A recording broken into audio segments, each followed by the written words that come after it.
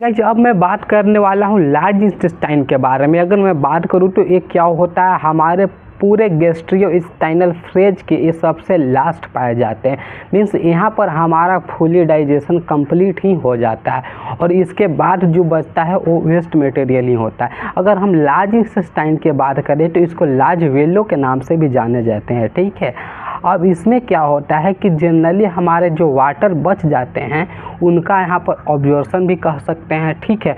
और क्या होता है कि जितने भी वेस्ट मटेरियल आते हैं वहाँ पर भी इसका ऑब्जर्प्शन होता है और ये ऑब्जर्व करके क्या करता है, अगर मान लीजिए कि आपने कुछ खाया और स्मॉल इंटेस्टाइन मेनली ऐसा केस होता नहीं है, अगर वो पूरा डाइजेस्ट ना कर पाया तो ये क्या करता है, पूरा डाइजेस्ट कर भी दिया लेकिन कुछ ना कुछ अगर न्यूट्रिएशन या कुछ सब्स्टिट्यूट्स उसमें बच गए तो ये क्या करता है, इसको ऑब्जर्व करता है और फिर से इसको भेजता है।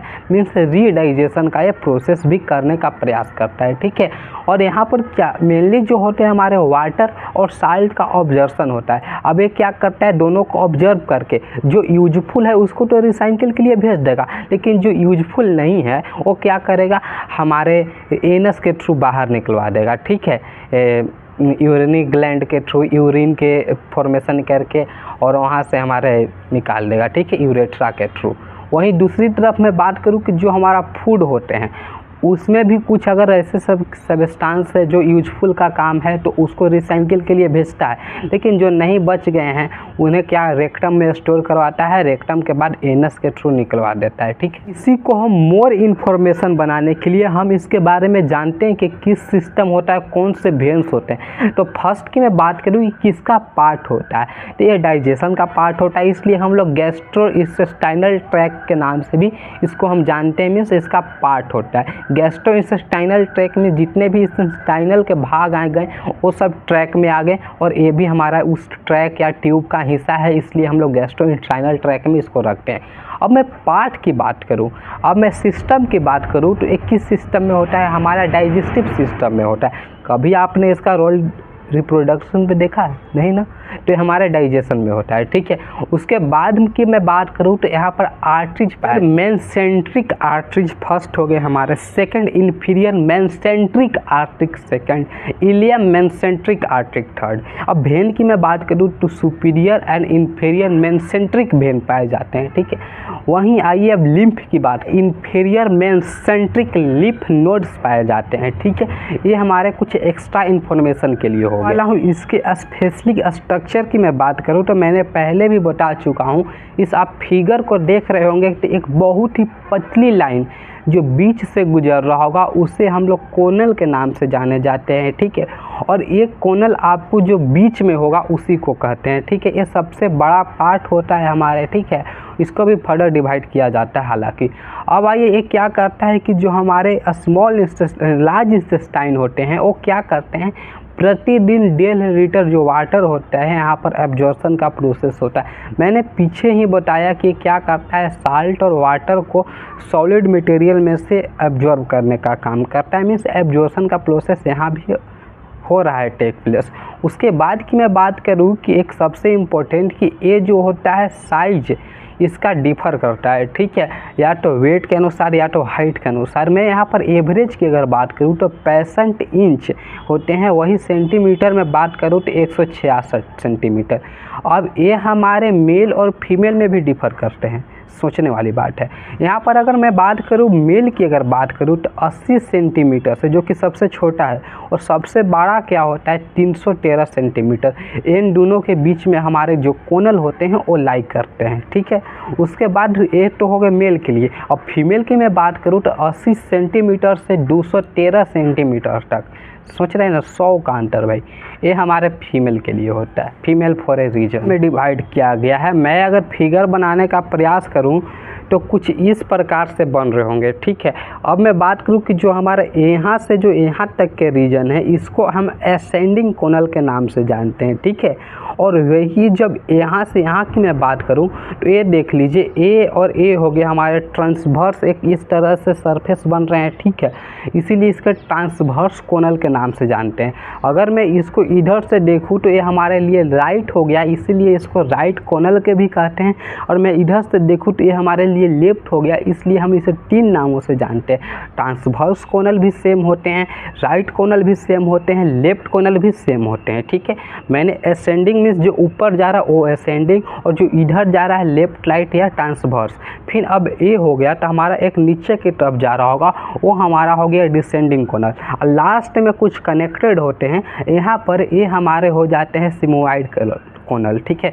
और यहाँ पर सबसे लास्ट में एक बहुत ही फिंगर लाइक प्रोजेक्शन, फिंगर से भी बहुत छोटा हमारा अपेंडिक्स होता है, उसके बारे में स्पेशलिस्ट वीडियो में बनाने वाला हूँ, ठीक है। तो ये हो गया। अब आइए इन सभी को मैं एक एक करके बताता हूँ कि कौन सा कोनल का क्या काम होता है, ठीक है। यहाँ पर एक बात देखने वाली है कि सभी का एक ही काम होता है कि वाटर को और साल्ट को ऑब्जर्व करना, कहाँ से, हमारे वेस्ट मटेरियल सबस्टेंस से, ठीक है। और जो यूटिलाइज अगर हो पाता है तो उसको रिसाइकिल करना, मेन यही फंक्शन होता है, जनरली सभी में देखने को मिलती है।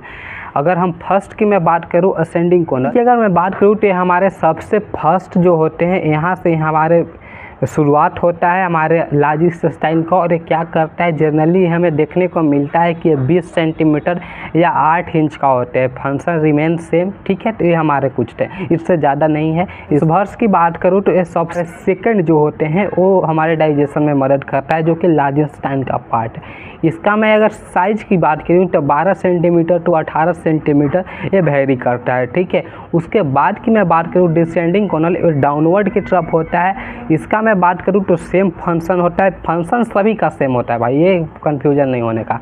उसके बाद मैं बात करूँ तो ये क्या होता है, जनरली हमारे 16 टू 20 सेंटीमीटर का ये होता है, ठीक है।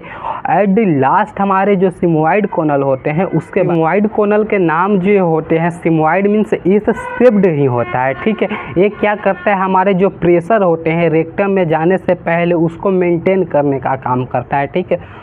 और हमने देखा कि पूरे जो हमारे लार्ज इंटेस्टाइन थे, यहाँ पर हमने देखा कि वाटर और साल्ट का ही ऑब्जॉर्प्शन हो रहे थे, लेकिन कुछ ऐसे भी कंस्टिट्यूएंट हैं जो हमारे यहाँ पर एब्जॉर्ब किए जाते हैं, जैसे विटामिन के कह लीजिए, थायमीन कह लीजिए, रेफरिन कह लीजिए। और करने वाले हैं सेकम के बारे में। अगर सेकम की बात करें तो जो हमारा लार्ज इंटेस्टाइन और स्मॉल इंटेस्टाइन का जो ज्वाइनिंग पॉइंट होता है उसी को हम लोग जनरली सेकम कहते हैं, ठीक है। और वो जो हमारा सेकम होता है उस वाल को क्या कहते हैं, तो इलियम सेकम वाल के नाम से जानते हैं, ठीक है। अभी तक हमने देखा कि जो हमारे स्मॉल इंटेस्टाइन के आउटर स्ट्रक्चर देख ले, लेकिन इनके अंदर भी कुछ सेल पाए जाते हैं, जैसे इपिथेलियल सेल कह लीजिए, ठीक है, ल्यूमिन हो जाता, स्ट्रोमाटा होता है, न्यूक्लियर सेल होता है। इन सभी का फंक्शन आप लोग भली भांति जानते हैं, इसलिए यहाँ पर मैं चर्चा नहीं करूँगा। अब आइए अगर मैं आगे बात करूँ तो जो हमारे लार्ज इंटेस्टाइन होते हैं ये कुछ और भी छोड़ते हैं, जिनके वजह से क्या होता है, हमारा जो डाइजेशन में हेल्प करता है, ठीक है।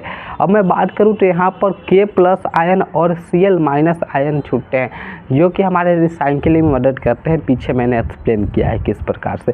उसके बाद में बात करूँ तो जो हमारे लार्ज इंटेस्टाइन के वाल होते हैं उनमें बहुत सारे वर्मी कंपोस्ट पाए जाते हैं, बहुत सारे बैक्टीरिया पाए जाते हैं, 10 ट्रिलियन प्लस, ठीक है।